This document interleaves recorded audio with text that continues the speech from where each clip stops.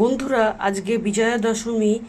এতদিন নিরামিষ খেয়েছি, আমিষ খেয়েছি, মাটন খেয়েছি, চিকেন খেয়েছি। কালকে তো আমাদের পাড়ায় খাওয়া দাওয়া ছিল পুজো অনুষ্ঠানে, ওখানে খাওয়া দাওয়া করেছি, ভালোই খাওয়া দাওয়া হয়েছে। তোমাদের সাথে সেই ভিডিও শেয়ার করব। তোমাদের দাদাভাই সকালবেলা বাজার দিয়ে 50 বার ফোন করছে, কী আনবো কী আনবো, আমি যা ইচ্ছা হবে তাই আনবে। আর আমার খুব প্রিয়, দেখো, শঙ্কর মাছ নিয়ে চলে এসছে, তো ধুয়ে নিয়েছি 2 বা 3 বার এমনি জলে, তারপরে গরম জলে একটু লবণ দিয়ে ভালো করে মাছটাকে কষলে কষলে ধুয়ে নুন হলুদ মাখিয়ে রেখেছি। দারুণভাবে রান্না করবো, এটা মাংস ফেল। দেখো, একদম বুড়োও না একদম কচিও না, কতটা সুন্দর মাছ নিয়ে এসছে দেখো। আর এখানে নিয়ে নিয়েছি, এই মাছে বেশি মশলা দিলে রিচ হয়ে গেলে, একটু রিচ করে করলে ভালো লাগে, কিন্তু হালকা করেই করব। পেঁয়াজ কুচি নিয়ে নিয়েছি, আর কিছুটা পেঁয়াজ ব্লেন্ডারে দিয়েছি বাটা। আমি কী কী দিয়েছি তোমাদের সাথে শেয়ার করছি।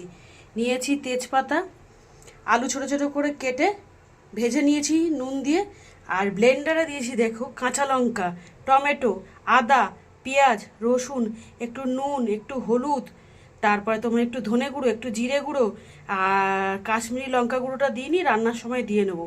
আর একটু চিনি দিয়ে ভালো করে পেস্ট করে নিয়েছি। আর লাগবে হচ্ছে শাহি গরম মশলা। আর রান্নাটা হবে পুরো সর্ষের তেলে।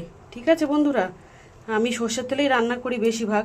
কোনো কিছু ভাজাভুজি বা চাউমিন খেতে হলে রিফাইন তেলে রান্না করি। কেমন লাগলো জোগাড় করাটা আমাকে কমেন্ট করে জানাবে।